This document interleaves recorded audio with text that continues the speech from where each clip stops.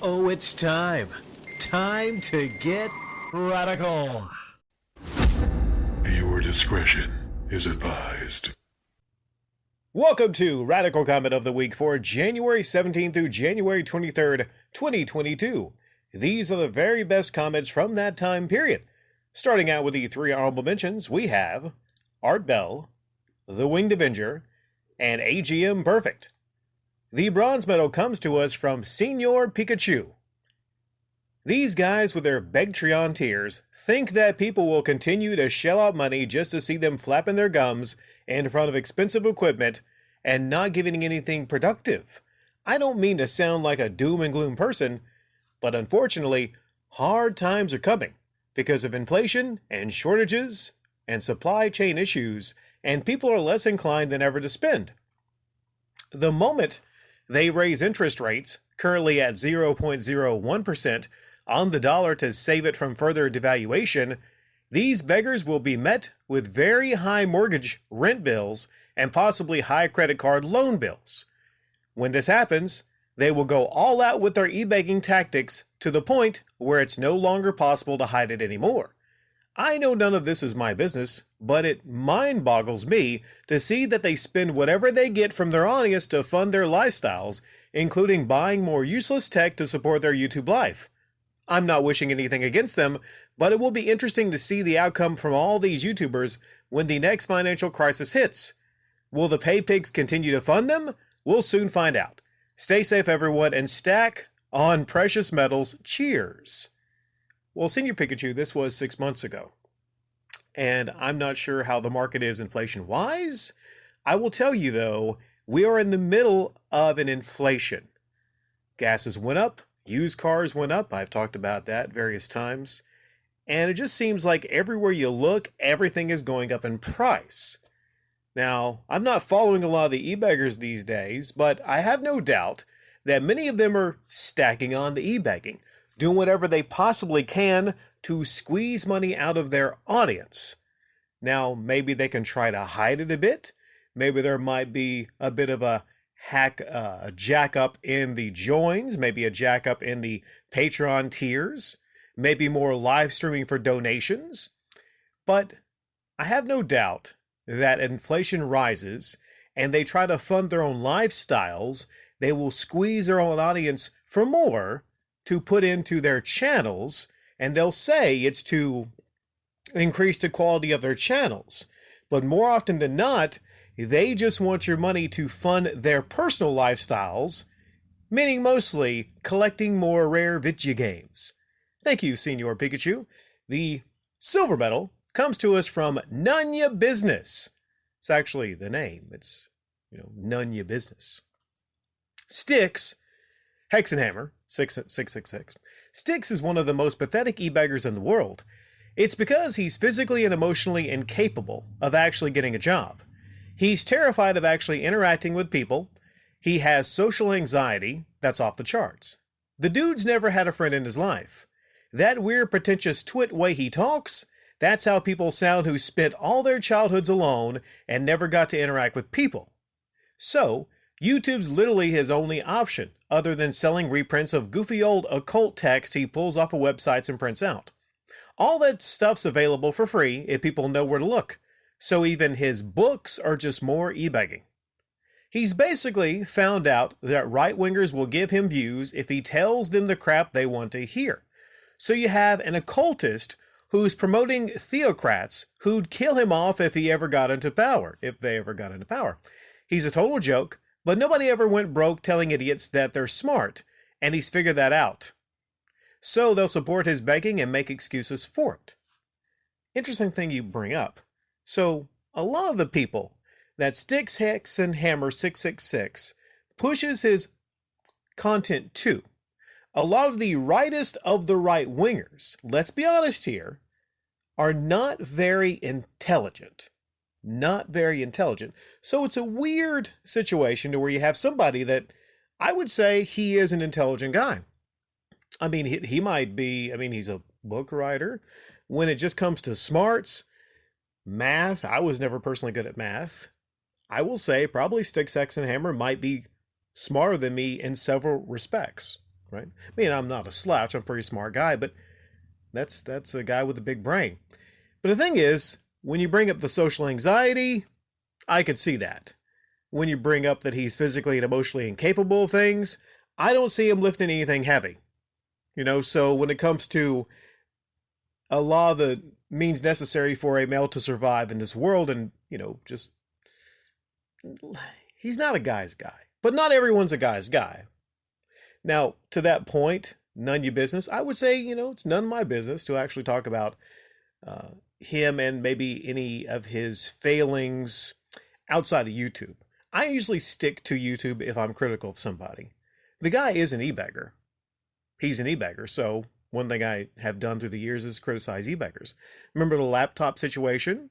Art Bell will let everyone know about the laptop situation. In fact, most of the times I talk about Sticks, Hacks, and Hammer 666 is because someone like Art Bell came by and told me some things, had some comments, and right here, it's my obligation to reply to the first, third, and second, I don't know why I had those in different order, comments of a particular week, and yours was the second best. What's interesting about this comment is, of course, like I said, the weirdness of somebody that is clearly intelligent catering his uploads to one specific sector of people. The right wingers. I'm not talking about, just people on the left or right politically or people in the middle. I'm talking about the far right wingers. We want to talk about God. We want to talk about guns. And if you talk about God and guns, I mean, no, that's not every rightist. I'm just saying there's certain people out there. Then you have the left of the leftists. Free love, man. Free love, whatever. Right? I'm not going to get into that kind of conversation. But he knows exactly what he's doing. He's catering to one audience. And a key to success on YouTube, I mean, you can do it without e-bagging. A key to success on YouTube is catering zoom, boom, zoom and boom. What the fuck did I add that there? Zoom and boom. Catering to one specific audience and telling them exactly what they want to hear. Don't say anything other than what they want to hear. Cater it to one audience, even if you personally really don't believe what you're talking about. Cater it to one audience, and that's how to be successful. One way of being successful on YouTube. But again, Stixy, you can be successful and do your thing without e-bagging. Thank you, none of your business. And now, the shiny gold medal comes to us from Juliet India Mobile. I almost feel like RGT85 got a bit of a rude awakening recently. I may be reading too much into this, but I came across a few videos where he bought a house. During those uploads, I listened. He seemed to harp on the point of him being an entertainer, not a YouTuber. To me, his explicit and repetitive use of the word entertainer stood out. I've been through a couple real estate purchases before. You get scrutinized on a lot. Income, money and savings, and what you do for a living. My guess is when they asked this dude what he did for a living, he probably told the bank he was a YouTuber, and the bank repeated their question of, what do you do for a living? In response, possibly coming to the realization that YouTuber isn't a job. Again, I could be reading too far into this, but to me it seemed like a desperate attempt at convincing a bank trustee that he entertains people for money.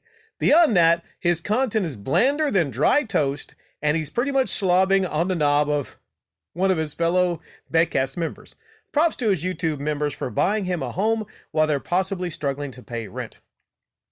Okay, a lot to really go into here. I'll finish off with one thing, but I'll bring this up first as a possibility.